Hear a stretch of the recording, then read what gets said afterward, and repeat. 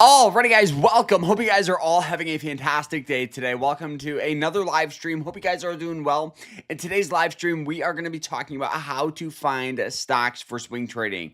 We're going to be talking about some strategies, some stocks that we're holding, the approach, some stocks with some opportunities. So, guys, I hope you guys all enjoy this. If you do, smash that like button, subscribe.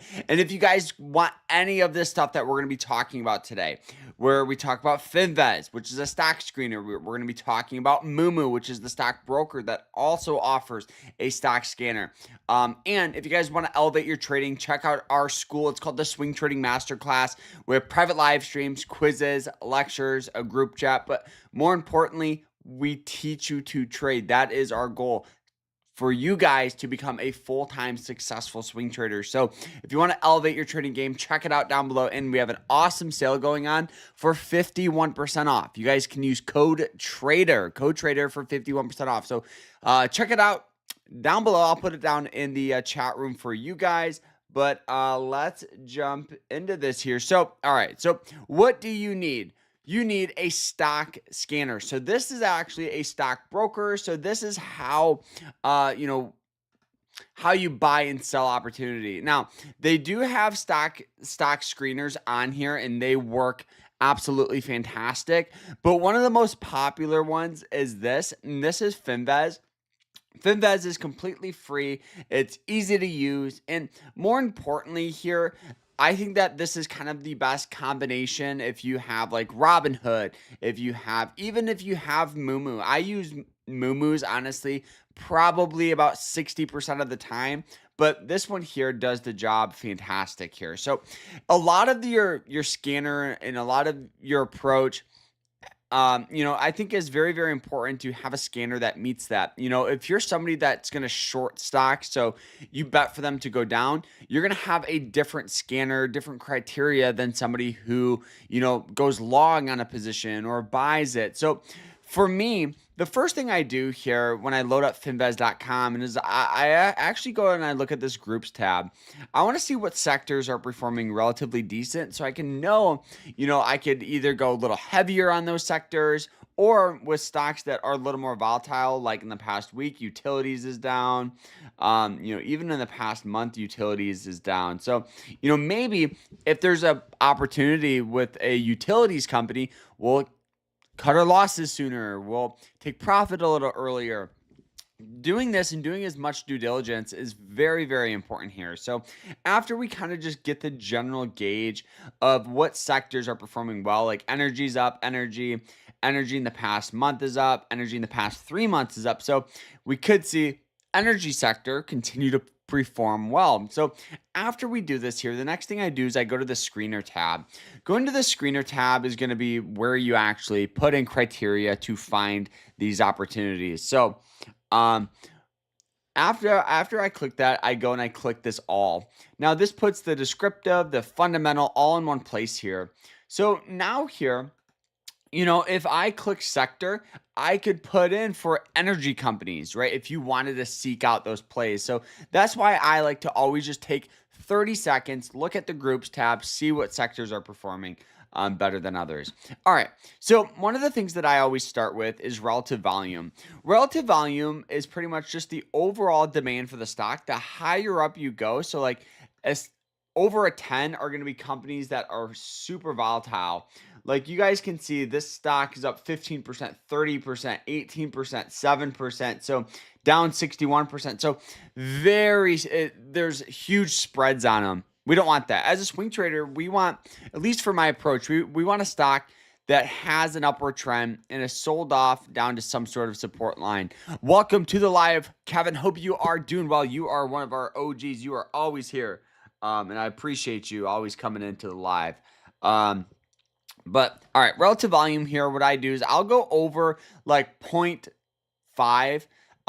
So now we have about 4,000. Let me move myself just a little bit. So now we have about 4,000 stocks right here, as you guys can see. So we want to try to get that down to below 100 is kind of the ideal goal, below like 50. So after that here, I just move straight up and I go to pattern. Pattern is super important. So the great thing about Finvest is they have pattern recognition in it. So we can see like TL support means trend line support, TL resistance. So if you're somebody that shorts stocks, you would do TL resistance because these could be stocks that are at resistance and we could see some selling pressure on them. So one of the things here is we'll actually go and we'll go channel up. This isn't just a stock on an upward trend. And the great thing about this is you can instantly change it very, very easy. So now here we went from 4,000 stocks to 28. Just like that, right? After that here, what we do is if you want to adjust the price right here, you can do it here. For me, I like to just go over $5. Any stock under $5 is actually considered a penny stock, and they are very risky, very volatile. They swing more. Does that mean I will never take a trade on a $5 or $4 stock? No, but I'm not going to seek those opportunities. All right, after that here, we're going to go and we're going to look for the average volume, or you could even do current volume. Now, where are we at? Average to range, simple day moving average line. But another thing here is actually going to be performance as well. So we're looking for, I think they're going to be under descriptive here. We're just going to go through these and just make sure we're not missing any. Beyond technical. Right here. All right. So performance, we're going to click and we're going to go in the past year. We're going to go up 10%. So now we have a stock on an upward trend with, good channel up, good buying pressure behind it here. Now, one of the things you guys can do too is go 20-day, you could do new low. So this finds a stock that has sold off down to a 20-day low. It's not ideal, but you can actually put that in as well. Same with the RSI, you could do undervalued RSI, which is very, very good too here. So after you put all that stuff is, I'm trying to find where the average volume is. For some reason, I'm drawing a blank on where it is at. I know I always put it in. Current volume. I mean, we could do current volume over 500. But okay, we'll just leave it for now, and then we'll go back and see. For some reason, I don't know. Relative volume. As long as we have the relative volume, that's all I really kind of care about. Average volume. I knew it was somewhere. Okay, we're gonna go over 500,000. All right, so now we dropped from 18 stocks down to 9. So now what I do is I go to the charts tab. And what I'm looking for is a stock on an upward trend that is sold off down to some sort of trend line. So we have ticker symbol CTA here. This is a future strategy ETF, but let's pull it up on our broker. That's why I have Moomoo right behind me, so we can actually pull this up. So we have CTA right here. Let's go to the daily time frame. All right, so looking at this, you guys can see that we do actually have a nice little trend line, kind of like this, right? So each and every time it hits this trend, we get natural tendencies of getting buying pressure. All right, so it sells off, hits it, we have buying pressure. Sells off here, buying pressure. Sells off here, buying pressure, buying pressure, buying pressure. So ideally, right now, you could take a position around that trend line, keep your stop loss about 2% for a possible push going higher. It's a little under a 2-to-1 risk and reward, but it's still very, very good for the first play that we actually just looked at. All right, let's move on to the next one here. We'll go like this, move back here. So we'll go back to the screener here. All right, so now here we're very, very similar here. Let's go through and see if there's any plays, any other plays. So nothing too crazy. I mean, AXGN does look relatively interesting.